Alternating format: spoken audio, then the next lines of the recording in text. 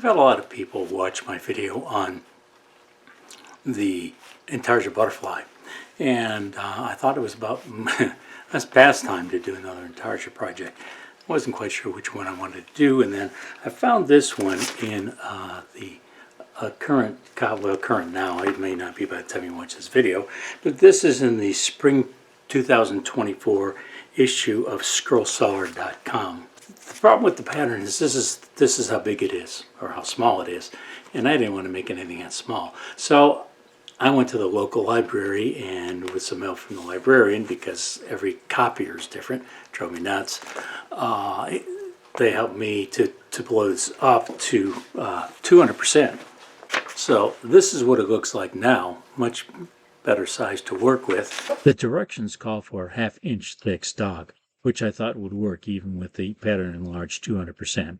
I took a 6-inch wide and 12-inch long piece of 4/4 maple and planed it down to 1/2 inch thick, and that will give enough material to make 2 of these, as you can see. I'm using a number 7 Pegasus modified geometry blade to cut this 1/2 inch maple. If you are new to scroll sawing and are not sure how to choose the right size blade for a project, I'll leave a link to my video on that subject on the screen and in the description. I started by making the outside cut, then I'll return later to make the interior cuts. That's what it's going to look like minus the tail. Let's cut the tail. I'm cutting the unicorn's tail and mane from 1/2 inch red oak. The oak was a little thinner than the maple, but that's all right. I may need to sand those pieces thinner yet before I glue them to the unicorn's body. After all, the animal's mane and tail are certainly thinner than its body, and one of the characteristics of Intarsia is having different colors and wood thicknesses to make up the final piece. Yeah, I think this could be a pretty good fit here. It's a matter of getting, if you get it in the right place. I cut the horn from the top of the unicorn's head to replace that maple one for one made from sapele. Then I cut the sapele horn from a scrap piece. The fit was a little loose, but I think it will work out once I glue the 2 pieces together. The next step is to make all the interior cuts on the unicorn. This Intarsia piece is simple because so much of it is made from one piece of wood. You still want to cut carefully, but when you're cutting parts from different pieces of wood, like the mane and tail, it's crucial to cut as exactly as possible so the cut lines will match later. Think of it this way. If the cut for the unicorn's body is only 1/64 of an inch off, and the cut for the tail is also 1/64 off, you will now have a possibly noticeable gap of 1/32 of an inch. The last few parts are the hooves, which I made from the same piece of sapele as the horn. Then I recut the unicorn's mane because it was done incorrectly the first time. I wasn't paying close enough attention to which lines belong to each piece.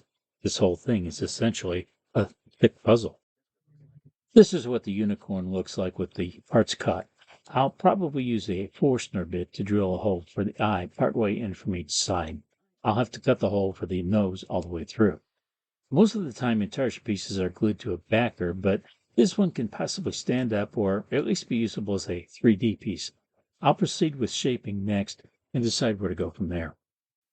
Now we come to the interesting and creative area of Intarsia, which is contouring the parts. The plans often have photos or illustrations that will give you some good ideas, but you can use your imagination to make the piece unique to your style. I wanted the unicorn's neck to be thinner than its head and body, and the fastest place to do that was at the disc sander. Then I used my Dremel tool with a sanding disc to round over the edges of the unicorn's head from the horn down to the neck. Next, it was a matter of rounding over other areas like the legs. I also used the disc sander to thin out some other parts to give the unicorn several layers. I decided that I wanted the piece to have a backer rather than to be freestanding.